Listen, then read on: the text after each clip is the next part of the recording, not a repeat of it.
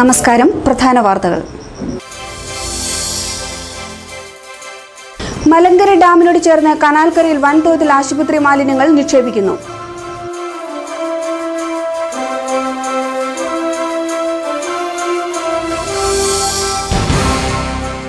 കുമാരമംഗലം പ്രാഥമികാരോഗ്യ കേന്ദ്രത്തിന്റെ ശോചനീയാവസ്ഥ പരിഹരിക്കണമെന്ന ആവശ്യം ശക്തമാവുന്നു.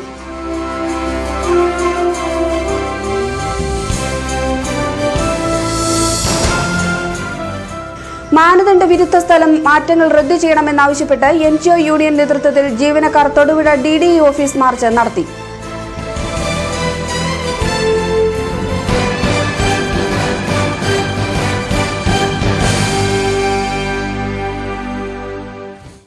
വാർത്തകൾ വിശദമായി.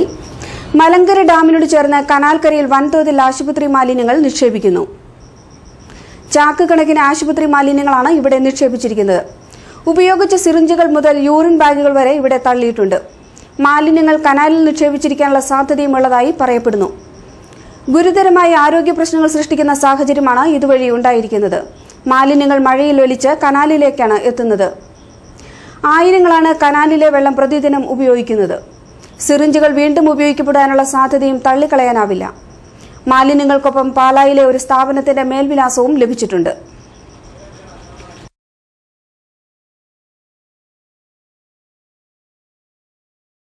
കുമാരമംഗലം പ്രാഥമികാരോഗ്യ കേന്ദ്രത്തിന്റെ ശോചനീയാവസ്ഥ പരിഹരിക്കണമെന്ന ആവശ്യം ശക്തമാവുകയാണ്.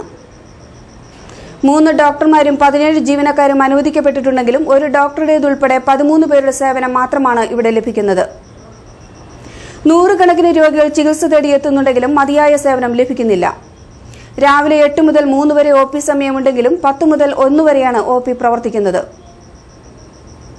കുടിവെള്ളം സംഭരിക്കുന്ന ടാങ്കും പരിസരവും വൃത്തിയാക്കാറില്ല. ആശുപത്രി മാനേജ്മെന്റ് കമ്മിറ്റി കൃത്യമായി ചേരാത്തതും പ്രശ്നങ്ങൾ ഗുരുതരമാക്കുകയാണ്. കിടത്തി ചികിത്സിക്കാനുള്ള സംവിധാനമുണ്ടെങ്കിലും IP വിഭാഗം ഫലപ്രദമല്ലെന്നും ആക്ഷേപമുണ്ട്. ആശുപത്രിയുടെ ശോചനീയാവസ്ഥ അടിയന്തരമായി പരിഹരിക്കണമെന്ന് AIYF നേതാക്കളായ PS സുരേഷ്, സാജു മുട്ടത്തുകുന്നൽ, PE ഹുസൈൻ തുടങ്ങിയവർ ആവശ്യപ്പെട്ടു. 3 ഡോക്ടർമാരുടെ തസ്തികകളാണ് ഈ ആശുപത്രിയിൽ നിലവിലുള്ളത്. എന്നാൽ ദിനം പ്രതി എത്തുന്ന 100 കണക്കിന് രോഗികളെ പരിചരിക്കുവാൻ ഒരൊറ്റ ഡോക്ടറുടെ സേവനം മാത്രമാണ് ഇവിടെ ലഭ്യമാകുന്നത്. ആശുപത്രി മാനേജ്മെൻറ്റ് കമ്മിറ്റി സമയബന്ധിതമായി വിളിച്ചു ചേർക്കുന്നില്ല. വല്ലപ്പോഴും ഒരു വഴിപാട് പോലെ വിളിച്ചു ചേർത്താൽ തന്നെ അതിലെടുക്കുന്ന തീരുമാനങ്ങൾ കൃത്യമായി നടപ്പിലാക്കുന്നില്ല. 2 മാസങ്ങൾക്ക് മുമ്പ് ചേർന്ന ഹോസ്പിറ്റൽ മാനേജ്മെൻറ്റ് കമ്മിറ്റിയിൽ കിടത്തി ചികിത്സ ഫലപ്രദമായി നടപ്പിലാക്കണമെന്ന തീരുമാനമുണ്ടായിരുന്നു. എന്നാൽ ഇപ്പോൾ ഇവിടെ കിടത്തി ചികിത്സ ഫലപ്രദമായി നടപ്പിലാക്കുന്നില്ല. ആരെയെങ്കിലും അഡ്മിറ്റ് ചെയ്താൽ തന്നെ സ്റ്റാഫുകളില്ല എന്നുള്ള കാരണം പറഞ്ഞുകൊണ്ട് വൈകുന്നേരമാകുമ്പോൾ ഡിസ്ചാർജ് ചെയ്ത് പറഞ്ഞുവിടുന്ന ഒരു സമീപനമാണ് ആശുപത്രി അധികൃതർ സ്വീകരിക്കുന്നത്. കഴിഞ്ഞ വേനൽക്കാലത്ത് ഹോസ്പിറ്റൽ മാനേജ്മെൻറ്റ് കമ്മിറ്റി ചേരുകയും കുടിവെള്ളക്ഷാമം പരിഹരിക്കുന്നതിന് വേണ്ടിയിട്ട് കുഴൽക്കിണർ നിർമ്മിക്കുവാൻ തീരുമാനിക്കുകയും ചെയ്തു. എന്നാൽ 10,000 കണക്കിന് രൂപ മുതൽ മുടക്കി കുഴൽക്കിണർ നിർമ്മിച്ചതല്ലാതെ അതിൽ മോട്ടോർ ഘടിപ്പിച്ചുകൊണ്ട് വെള്ളം പമ്പ് ചെയ്യുവാൻ യാതൊരു നടപടിയും സ്വീകരിച്ചിട്ടില്ല. വേനൽ ശക്തമാകുമ്പോൾ പുറത്തുനിന്ന് സ്വകാര്യ വ്യക്തികളിൽ നിന്ന് കുടിവെള്ളം വിലയ്ക്ക് വാങ്ങി ഫണ്ടടിച്ചു മാറ്റുവാനുള്ള ചിലരുടെ തന്ത്രപൂർവമായ സമീപനത്തിൻ്റെ ഭാഗമായിട്ടാണ് ഞങ്ങളിതിനെ കാണുന്നത്. അടിയന്തരമായിട്ട് പഞ്ചായത്ത് ഭരണസമിതി ഈ വിഷയത്തിൽ ഇടപെടുകയും ആരോഗ്യവകുപ്പ് ഉദ്യോഗസ്ഥന്മാരുമായി ബന്ധപ്പെട്ടുകൊണ്ട് ആശുപത്രിയുടെ ശോചനീയാവസ്ഥ പരിഹരിക്കുവാൻ നടപടി സ്വീകരിക്കുകയും ചെയ്യണം. അല്ലാത്തപക്ഷം ശക്തമായ സമരപരിപാടികളുമായി മുന്നോട്ട് പോകുവാൻ AIYF നിർബന്ധിതമാകുമെന്ന് ഞാൻ ഈ അവസരത്തിൽ മുന്നറിയിപ്പ് നൽകുന്നു. ശമ്പള പരിഷ്കരണ പരിപാടികൾ ഉടൻ ആരംഭിക്കണമെന്നാവശ്യപ്പെട്ട് NGO യൂണിയൻ നേതൃത്വത്തിൽ ജീവനക്കാർ മിനി സിവിൽ സ്റ്റേഷനിൽ പ്രകടനം നടത്തി.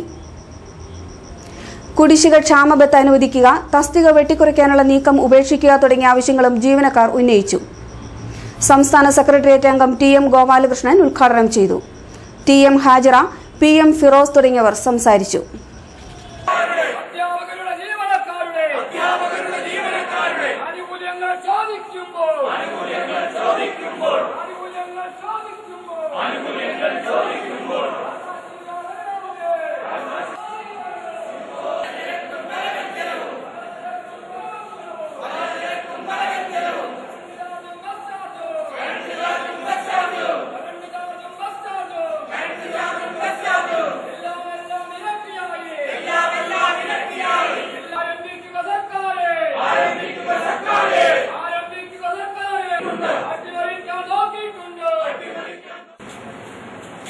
എല്ലാവർക്കും നമുക്കറിയാം, കേന്ദ്ര ജീവനക്കാരുടെ മേഖലയിൽ 2016 ജനുവരി മാസം 1-ാം തീയതി മുതൽ അവർക്ക് ലഭിക്കേണ്ട ശമ്പള പരിഷ്കരണത്തിന് കമ്മീഷനെ വെക്കാൻ കേന്ദ്ര ഗവൺമെന്റ് തീരുമാനിക്കുകയും അതിന്റെ നടപടികൾ ആരംഭിക്കുകയും ചെയ്തിരിക്കുകയാണ്. അതിന്റെ പിന്നിലൊരു രാഷ്ട്രീയമുണ്ട് എന്നുള്ളത് കാണാതിരിക്കേണ്ടതില്ല. കാരണം കേന്ദ്ര ജീവനക്കാർക്ക് ഇതിനു മുൻപൊക്കെ ശമ്പളം പരിഷ്കരിച്ച് കിട്ടണമെങ്കിൽ നിരന്തരമായ പ്രക്ഷോഭം നടത്തേണ്ടി വന്നിട്ടുണ്ട്. നിരവധി പ്രക്ഷോഭങ്ങൾക്കൊടുവിലാണ് കേന്ദ്ര ജീവനക്കാരുടെ മേഖലയിൽ ശമ്പള കമ്മീഷനെ വെക്കാൻ കേന്ദ്ര ഗവൺമെന്റ് സന്നദ്ധമാകാറുള്ളത്. അതിൽ നിന്നെല്ലാം തികച്ചും വ്യത്യസ്തമായി ഇക്കുറി വളരെ മുൻകൂട്ടി തന്നെ ശമ്പള പരിഷ്കരണം നടക്കേണ്ടതിന് ഏതാണ്ട് ഒരു 3 വർഷം മുൻപ് ശമ്പള കമ്മീഷനെ നിയോഗിക്കാൻ കേന്ദ്ര ഗവൺമെന്റ് തീരുമാനിച്ചിരിക്കുകയാണ്. മൻമോഹൻ സിംഗും സോണിയാജിയും ചിദംബരംജിയും ഒക്കെ ജ്ഞാനസ്നാനം ചെയ്ത് പുണ്യവാളന്മാരായതുകൊണ്ടല്ല അങ്ങനെ ഒരു നടപടി സ്വീകരിക്കാൻ തീരുമാനിച്ചത്. മറിച്ച് അടുത്ത വർഷം ഏപ്രിൽ മെയ് മാസം എത്തുന്നതോടുകൂടി ഇവരുടെ നിലനിൽപ്പ് തന്നെ ചോദ്യം ചെയ്യുന്ന തെരഞ്ഞെടുപ്പിലേക്ക് രാജ്യം പോവുകയാണ്. കൊല്ലത്ത് നടക്കുന്ന KSU സംസ്ഥാന സമ്മേളനത്തിലേക്കുള്ള ഛായാചിത്ര ജാഥയ്ക്ക് തൊടുപുഴയിൽ വരവേൽപ്പ് നൽകി. സംസ്ഥാന സെക്രട്ടറി സബീർ മുട്ടം നയിക്കുന്ന ജാഥയ്ക്കാണ് സ്വീകരണം ലഭിച്ചത്. മുനിസിപ്പൽ മൈതാനിയിൽ KSU ജില്ലാ പ്രസിഡന്റ് നിയാസ് കൂരാപ്പള്ളിയുടെ നേതൃത്വത്തിലാണ് സ്വീകരണം നൽകിയത്.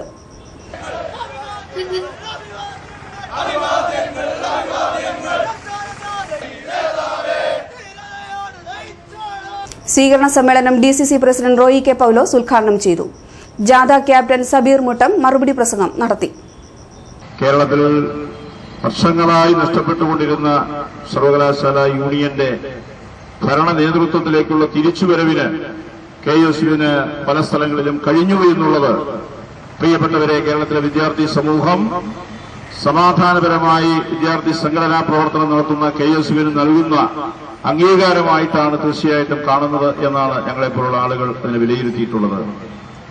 കേരളത്തിലെ വിദ്യാർത്ഥി സമൂഹത്തിന് വേണ്ടി വളരെ കാലം നീണ്ടുനിന്ന പോരാട്ടങ്ങൾ, ത്യാഗോജ്വലമായ പോരാട്ടങ്ങൾ, ആ പോരാട്ടങ്ങളിലൂടെയാണ് ഇന്ന് കേരളത്തിലെ വിദ്യാർത്ഥി സമൂഹം അനുഭവിക്കുന്ന എല്ലാ നേട്ടങ്ങളും ഉണ്ടാക്കിയിട്ടുള്ളത് എന്നുള്ളത് ഏവർക്കും അറിയാവുന്ന കാര്യമാണ്. മാനദണ്ഡ വിരുദ്ധ സ്ഥലം മാറ്റങ്ങൾ റദ്ദു ചെയ്യണമെന്നാവശ്യപ്പെട്ട് NGO യൂണിയൻ നേതൃത്വത്തിൽ ജീവനക്കാർ തൊടുപുഴ DDE ഓഫീസ് മാർച്ച് നടത്തി. Thodupuzha government vocational higher secondary school പരിസരത്ത് നിന്ന് ആരംഭിച്ച മാർച്ചിൽ ഒട്ടനവധി ജീവനക്കാർ പങ്കെടുത്തു.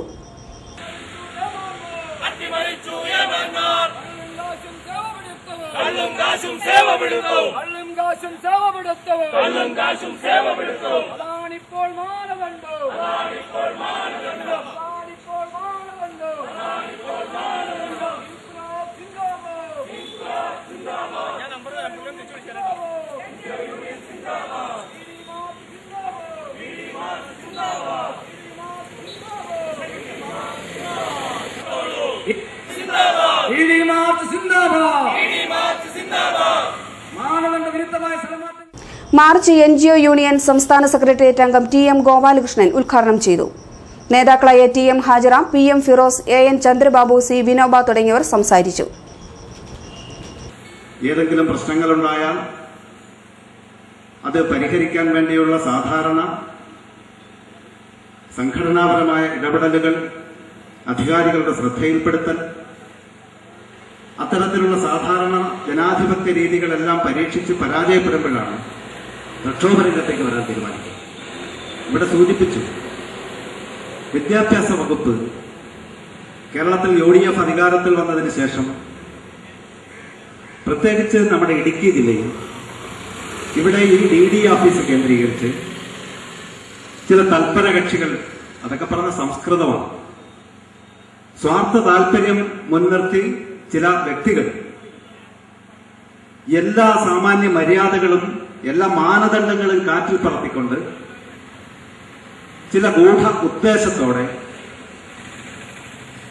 ജീവനക്കാരെ സ്ഥലം മാറ്റുന്ന നടപടി സ്വീകരിക്കുകയാണ്. ആഭരണപ്പണിക്കാരന്റെ കയ്യിൽ നിന്ന് നഷ്ടപ്പെട്ട സ്വർണ്ണക്കെട്ടി തിരിച്ചു നൽകി ഓട്ടോ ഡ്രൈവർ മാതൃകയായി. കൂത്താട്ടുകുളം സ്വദേശി തലച്ചെറിയിൽ ബിനോയ് ആഭരണ നിർമ്മാണത്തിന് തൊടുപുഴയിലെ സ്വർണ്ണക്കടയിൽ നിന്ന് കൊണ്ടുപോവുകയായിരുന്ന 103 ഗ്രാം വരുന്ന സ്വർണ്ണക്കെട്ടിയാണ് നഷ്ടപ്പെട്ടത്. നഗരസഭ 8-ാം നമ്പർ സ്റ്റാൻഡിലെ ഡ്രൈവർ സന്തോഷ് കുമാർ കുഴിപ്പള്ളിക്കാണ് സ്വർണം ലഭിച്ചത്. തൊടുപുഴ പോലീസ് സ്റ്റേഷനിൽ ഏൽപ്പിച്ച സ്വർണം തെളിവ് സഹിതം എത്തിയ ഉടമസ്ഥന് CI സജി മർക്കോസ് തിരികെ നൽകി. സത്യസന്ധനായ ഓട്ടോ ഡ്രൈവർക്ക് ഒരു വലിയ തുക സമ്മാനമായി നൽകിയാണ് ഉടമസ്ഥൻ മടങ്ങിയത്.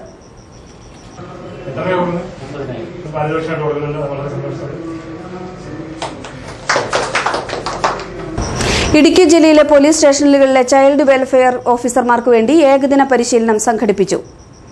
ജില്ലാ ലീഗൽ സർവീസ് അതോറിറ്റിയും വൈൽഡ് ചൈൽഡ് വെൽഫെയർ കമ്മിറ്റിയുമായി ചേർന്ന സ്റ്റേറ്റ് ലീഗൽ സർവീസ് അതോറിറ്റിയാണ് പരിപാടി സംഘടിപ്പിച്ചത്. ജില്ലാ ജഡ്ജി കെ എബ്രഹാം മാത്യു പരിപാടി ഉദ്ഘാടനം ചെയ്തു. ജില്ലാ ജഡ്ജി പി മോഹൻദാസ് അധ്യക്ഷനായിരുന്നു. ജില്ലാ പോലീസ് മേധാവി ഷേഖ് അൻവറുദ്ദീൻ സാഹിബ് മുഖ്യപ്രഭാഷണം നടത്തി. Sub judge G Anil, bar association president P K Gopalan തുടങ്ങിയവർ സംസാരിച്ചു. CJM ഡി സുരേഷ് കുമാർ സ്വാഗതവും CWC ചെയർമാൻ PG ഗോപാലകൃഷ്ണൻ നന്ദിയും പറഞ്ഞു.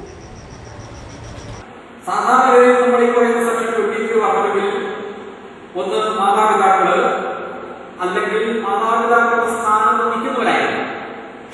ഉദാഹരണത്തിന് സ്കൂളിൽ പഠിക്കാൻ പോകുന്ന കുട്ടികളുടെ അധ്യാപകർ കുട്ടികളുടെ മേൽ നിയന്ത്രണമുണ്ട്. അവർക്കാണ് സ്കൂളിൽ ചെന്ന് കഴിയുമ്പോഴേക്ക് അവരുടെ മേലുള്ള നിയന്ത്രണം കിട്ടുന്നത്. അങ്ങനെയുള്ള ചില സ്ഥലങ്ങളിൽ മാത്രമേ, ചില ബന്ധങ്ങളിൽ മാത്രമേ JJ ആക്ട് സെക്ഷൻ 23 നമുക്ക് ഇൻവോക്ക് ചെയ്യാൻ സാധിക്കുകയുള്ളൂ. അല്ലാതെ കുട്ടികൾ ഇരയായിട്ടുള്ള വ്യക്തിമായിട്ടുള്ള എല്ലാ കേസുകളും സെക്ഷൻ 23 ഇൻവോക്ക് ചെയ്യരുത്. പിന്നെ ഞാൻ കാണുന്ന ഒരു കുഴപ്പം എന്താണെന്നുണ്ടെങ്കിൽ, നമ്മൾ ഈ കുട്ടികളുടെ മൊഴി രേഖപ്പെടുത്തുമ്പോൾ നമുക്കറിയാം CRPC അനുസരിച്ച് അന്വേഷണം തുടങ്ങുന്നതിന് മുമ്പുള്ള സ്റ്റേജാണ് FI സ്റ്റേറ്റ്മെന്റ്, FIR.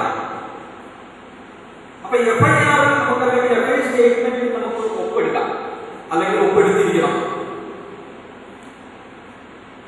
എന്നാൽ അതിനുശേഷമുള്ള ഒരു മൊഴിയും ഒപ്പെടുക്കാൻ പാടില്ല.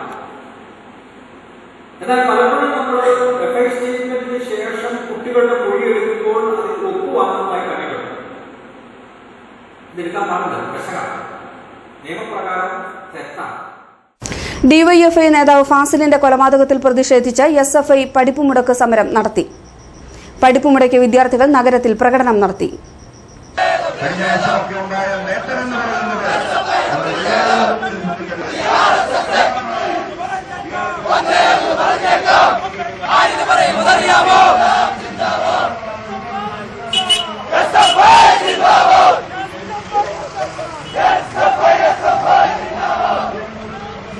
പ്രധാന വാർത്തകൾ ഒരിക്കൽ കൂടി.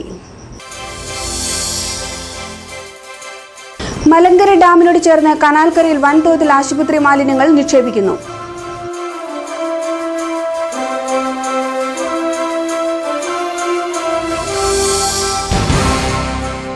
കുമാരമംഗലം പ്രാഥമികാരോഗ്യ കേന്ദ്രത്തിന്റെ ശോചനീയാവസ്ഥ പരിഹരിക്കണമെന്ന ആവശ്യം ശക്തമാവുന്നു.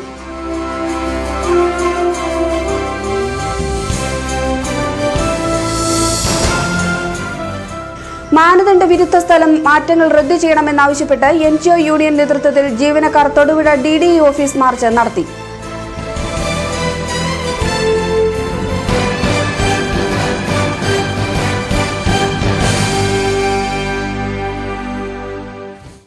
ഇതോടെ ഈ വാർത്താ ബുള്ളറ്റിൻ സമാപിക്കുന്നു. നമസ്കാരം.